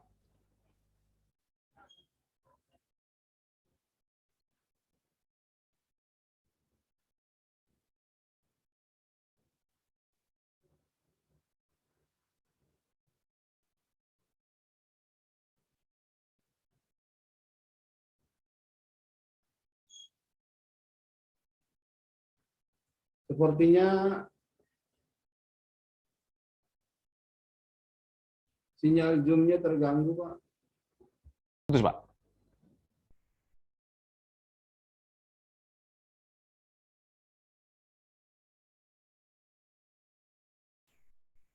Wis, Pak. Dilanjut, Pak. Silakan. Ya, Pak. Sudah nyambung, Pak ya? Putus rupanya. Ya. Sudah, Pak ya? Siap. Lanjut, Pak. Jadi demikian, Pak. Pasti kita punya kemampuan, intelijen selalu bergerak, kemudian mengumpulkan data dan sebagainya. Namun terkadang pejabat tidak berkenan kita amankan. Secara kalau dibilang kok berlebihan, tidak juga. Nah, pada studi kasus ini, apakah kita tidak bisa mendeteksi satu persatu kepala yang datang, kemudian tidak menggeledah? Nah, ini tentunya hal yang sangat berlawanan. Demikian, Pak. Siap, terima kasih, Pak. Kita lanjut ke Sifu Al Aris Yanuar dari Black Dragon Fighter dari Kalimantan Timur, Pak. Selamat malam, izin bertanya, Pak. Di era teknologi informasi yang lebih berkembang ini, banyak paham-paham yang menyebar luas di masyarakat melalui medsos. Bagaimana peran TNI sendiri dalam menghalau atau mencegah agar masyarakat lebih mengetahui dan mencintai negaranya? Silakan, Pak. Ya, Pak, terima kasih, Pak. TNI dalam IT ini sudah mempunyai organisasi di dalamnya, yaitu berupa Sat Cyber. Di situ ada komandan Sat Cyber, pangkatnya bintang 1, yang sudah melaksanakan tugasnya di bidang tersebut. Kemudian untuk masyarakat, mohon maaf, untuk masyarakat ini yang bergerak adalah Sat Cybernya Polri. Demikian, Pak.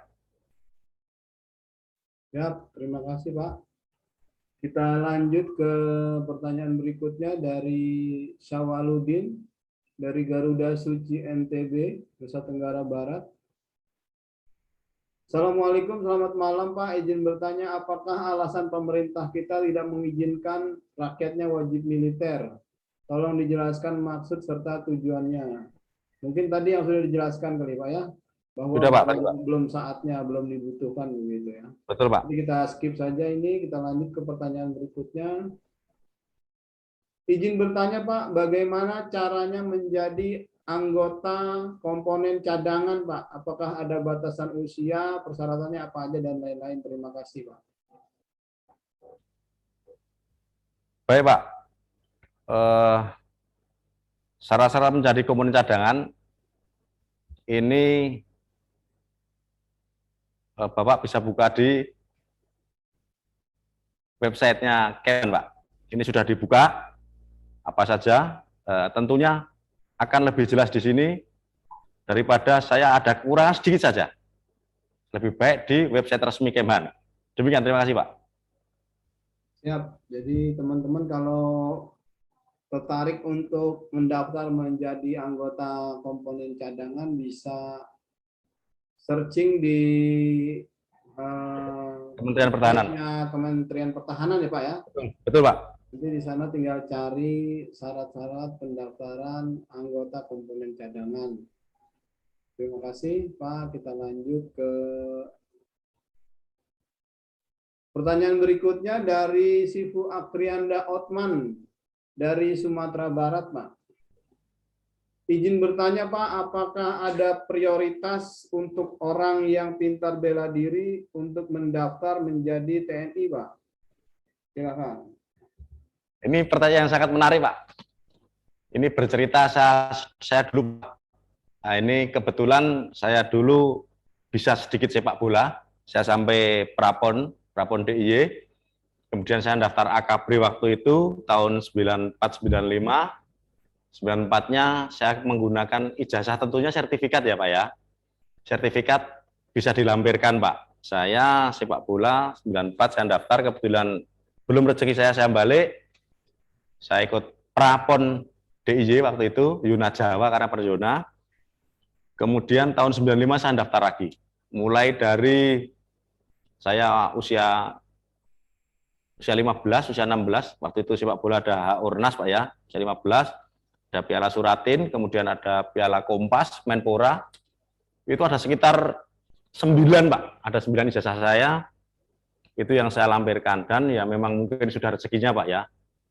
Alhamdulillah masuk, tapi memang itu sangat menjadikan apa Pak ya, pertimbangan, sangat menjadikan pertimbangan. Jadi pada saat kita masuk mendaftar itu dilampirkan saja, nanti akan ada wawancara, pasti akan ditanya, Anda sejauh mana ini dan ini. Itu ya kalau dibilang prioritas, ya kita jawabnya agak susah Pak. Yang jelas itu menjadi pertimbangan dan mempunyai nilai lebih, demikian Pak. Siap. Berarti kalau misalkan kita punya keahlian lain, keahlian khusus itu bisa menjadi pertimbangan yang lebih Pak ya, lebih besar ya untuk bisa diterima Pak ya. Tidak harus bela diri Pak ya. Artinya semua keahlian ya, karena Bapak juga bisa dari sepak bola atlet. Misalkan mungkin teman-teman yang lain ada yang dari renang, mungkin ada Pak, betul Pak. Renang bisa masuk TNI AL, misalkan gitu kali Pak ya. Betul Pak. Ya. Nah, ini sekarang pada saat 3 tahun ke belakang sampai dengan saat ini sangat intens ke arah bela diri memang.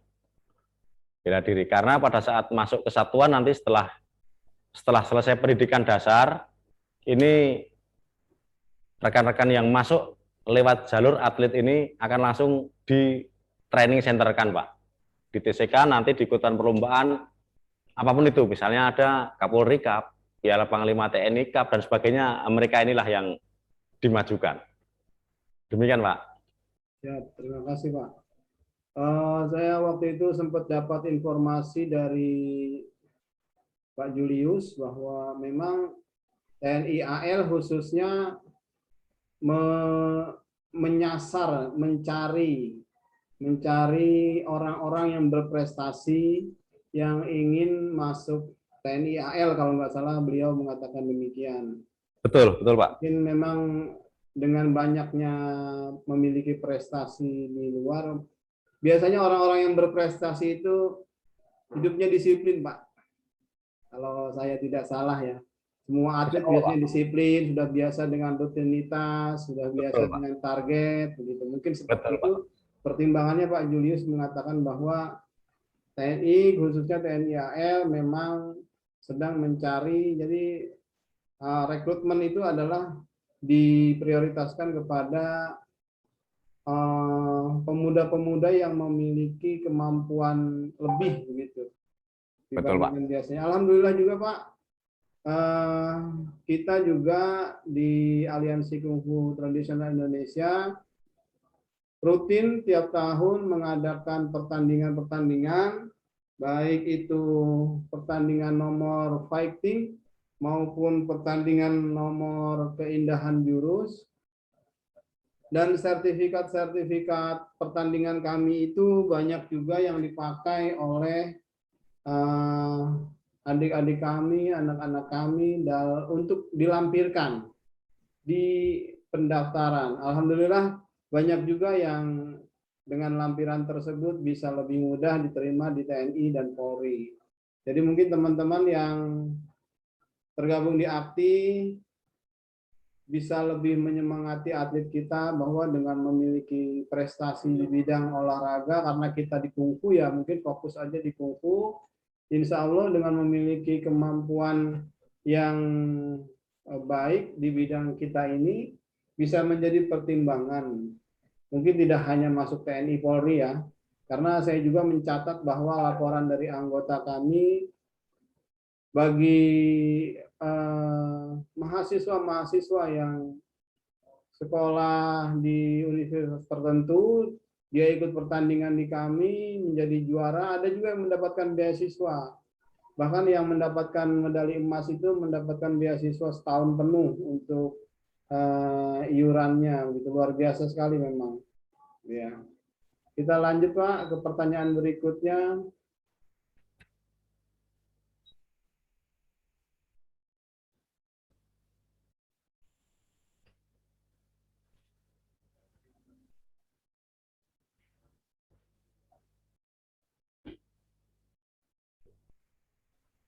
Betul Pak. Ini lebih ke informasi kayaknya nih ya, bukan pertanyaan. Ini tentang pendaftaran penerbang ikatan dinas ya. Oke, kita skip saja. Kita cari pertanyaan yang lain. Iya.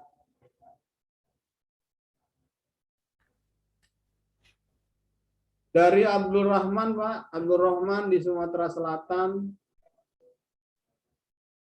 Dari perguruan Balok Segi 5. Izin bertanya, Pak, bagaimana cara memotivasi seseorang yang takut mati atas bela negara? Mungkin dia takut mati kalau ada wajib militer kali, Pak ya. Kalau ada program wajib militer, dia takut mati kali. Kira-kira gimana menurut pandangan Bapak? Silahkan, Pak. Ya Pak, terima kasih Pak.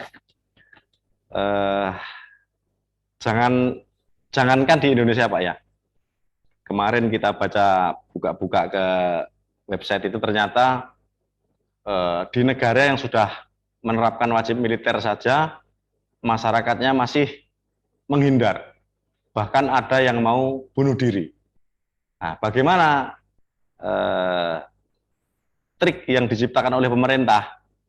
Nah, ini rupanya menjadikan apa ya? Menjadikan pemerintah ini berpikir soft, sehingga bagaimana kekerasan, bilangnya kan militer itu kan keras ya Pak ya, bagaimana kekerasan ini biar bisa dicintai. Nah, salah satunya yang dijadikan duta adalah Cristiano Ronaldo Pak, gitu. Kalau di sana kan atlet itu tidak terkena wajib militer asalkan membayar denda Pak ya, kan gitu. Nah, untuk di Indonesia ini, saya kira belum kejadian kok takut. Kan gitu Pak. Bagaimana nanti kalau kejadian? Ya ikuti saja gitu. Toh yang dipilih kan yang memenuhi kriteria, memenuhi syarat. Kan gitu Pak. Jadi takut bayangan itu sama dengan orang yang putus asa. Orang yang putus asa akhirnya nekat Pak. Bagaimana manajemen hal tersebut? Ya satu-satunya hanya bisa mendekatkan diri ke Tuhan. Saya kira demikian, Pak. Ya, terima kasih, Pak.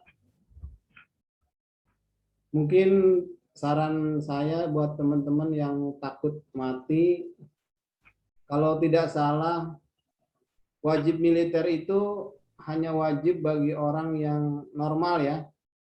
Kalau Pak. nanti pas ada wajib militer, pura-pura gila aja.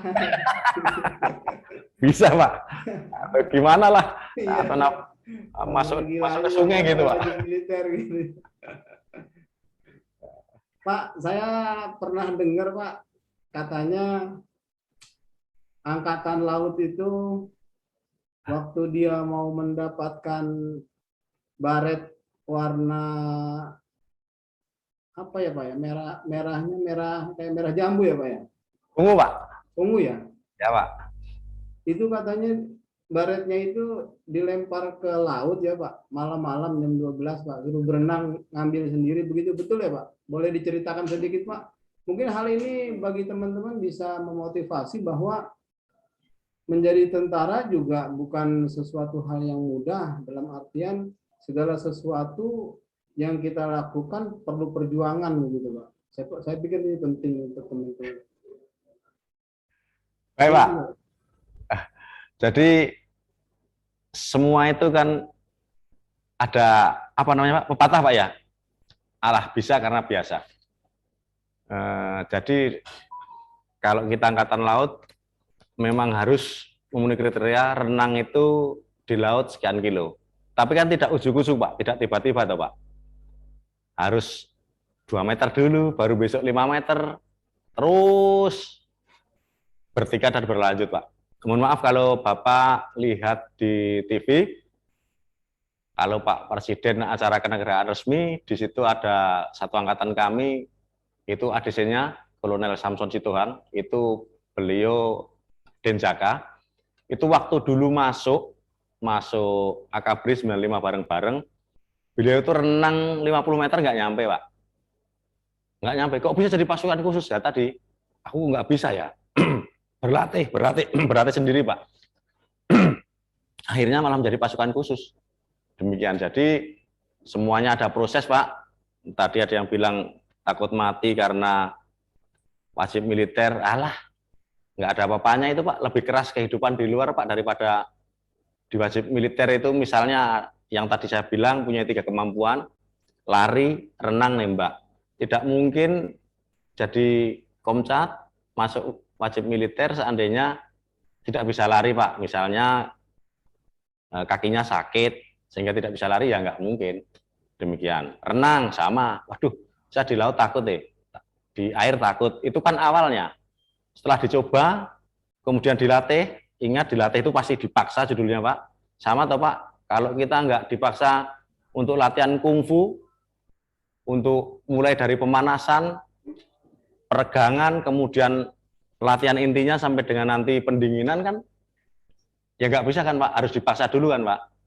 Demikian. Jadi semuanya mulai proses, bertingkat dan berlanjut sehingga tercapai tujuan yang diinginkan. Demikian Pak. Tapi itu betul ya Pak ya? Itu baretnya dilempar ke laut itu Pak ya? Ya, dilempar mungkin karena belum dicuci itu Pak. Saya dengar begitu dari teman-teman yang angkatan laut katanya. Itu Ya salah. kalau yang takut dimakan hiu. Pasti sudah, ya kita ke laut kan sudah tahu Pak. Sudah dipilih yang tidak ada hiunya ya Pak ya? Betul, kalaupun ada kecil-kecil Pak. Paling makanya ya Potong sepotong kaki lah. Demikian. Jadi kami lihat latihan kungfu, kami lihat Shaolin bisa seperti itu karena latihannya yang keras, Pak, dan dipaksa. Betul. Jadi apa-apa, Pak. Para bapak-bapak sekalian, ibu-ibu tidak akan bisa mempunyai kemampuan kungfu, tidak bisa mempunyai kemampuan menggunakan senjata, jarum beracun dan sebagainya ini, Pak. Saya catat ini, Pak. Ini kan kekuatan yang luar biasa. Apakah dengan cara yang gitu-gitu aja? Tidak, Pak. Pasti dengan usaha yang keras, latihan yang keras, disiplin, seperti itu, Pak. Atlet pasti disiplin, Pak.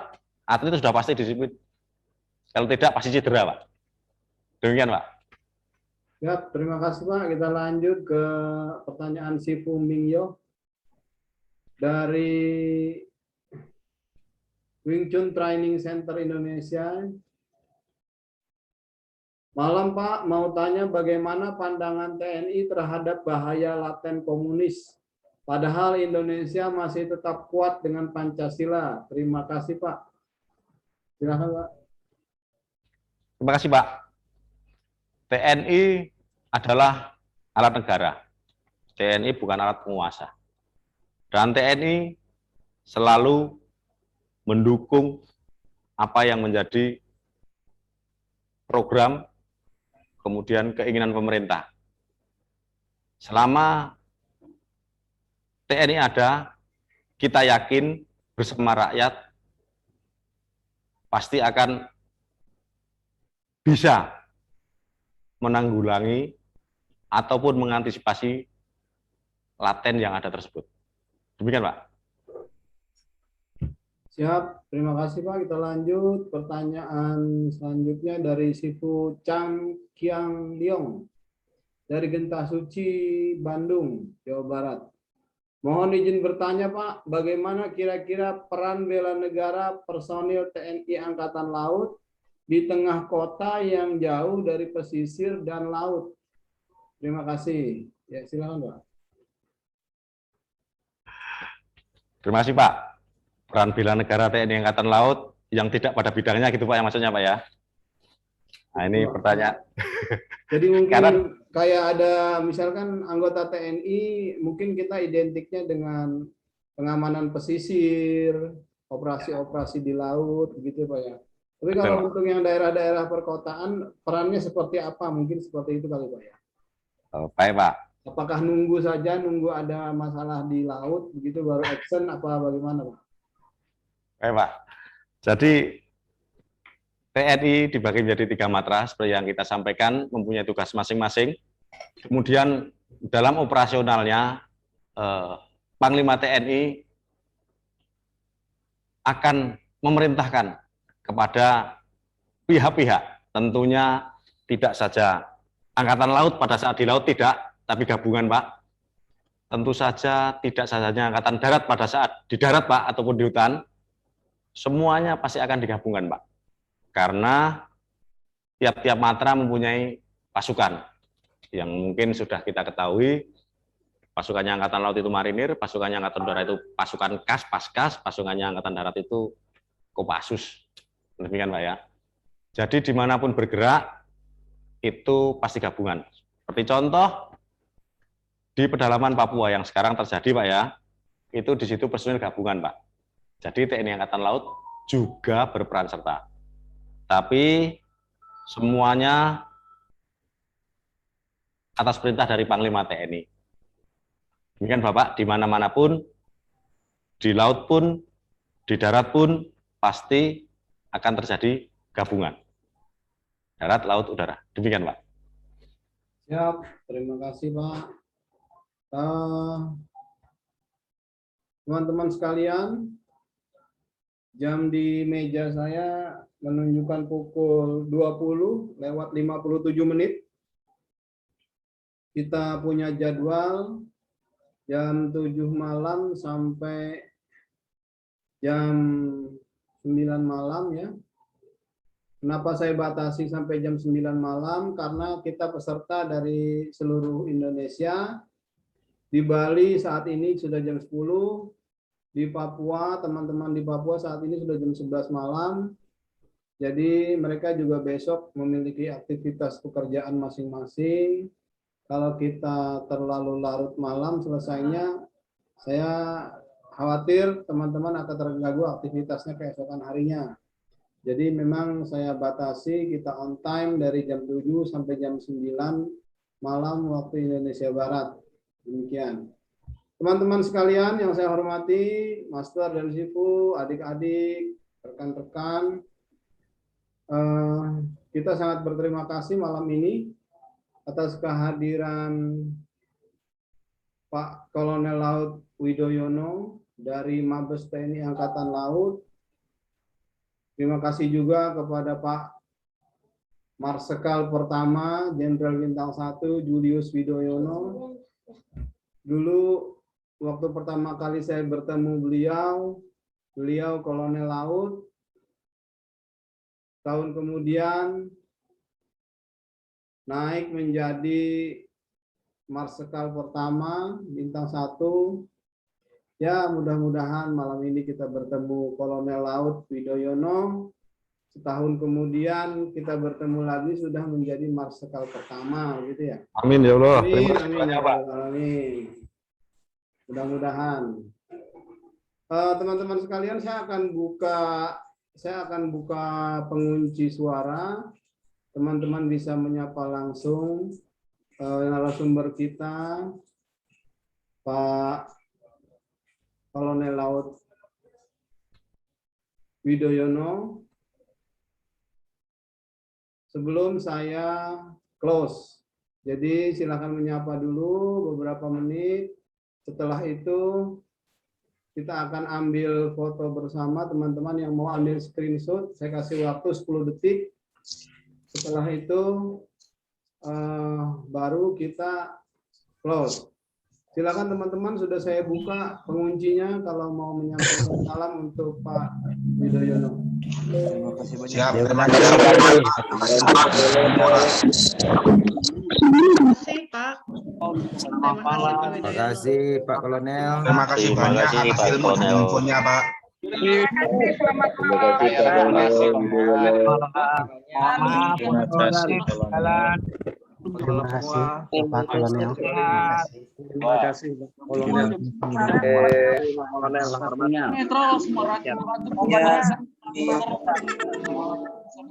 Terima kasih dan selamat malam Pak Kolonel.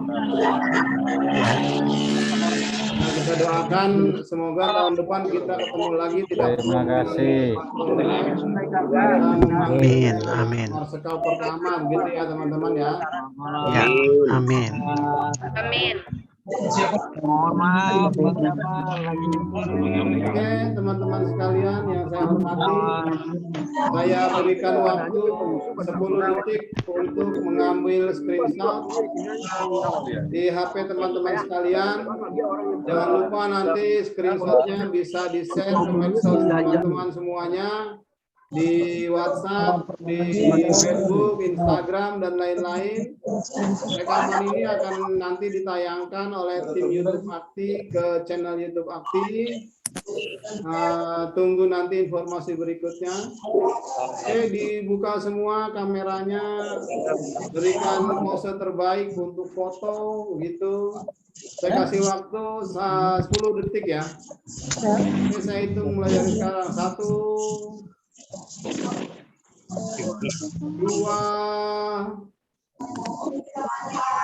3,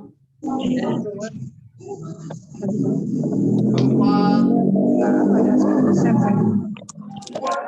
5,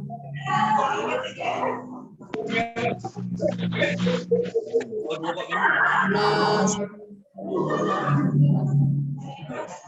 7, 8, 9, 10. Oke, cukup. Terima kasih atas waktunya. Sampai ketemu besok dengan materi penanganan cedera pada latihan, ya, dengan narasumber dokter Rumah Sakit Olahraga Nasional. Terima kasih Pak Widoyono.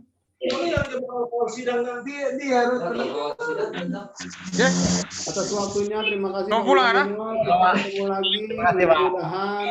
Mudah-mudahan kita bisa ketemu lagi. Amin. Diberikan oleh Allah panjang umur dan kesempatan. Amin. Assalamualaikum warahmatullahi wabarakatuh. Selamat Waalaikumsalam warahmatullahi Waalaikumsalam warahmatullahi wabarakatuh. Waalaikumsalam warahmatullahi wabarakatuh. Waalaikumsalam warahmatullahi wabarakatuh.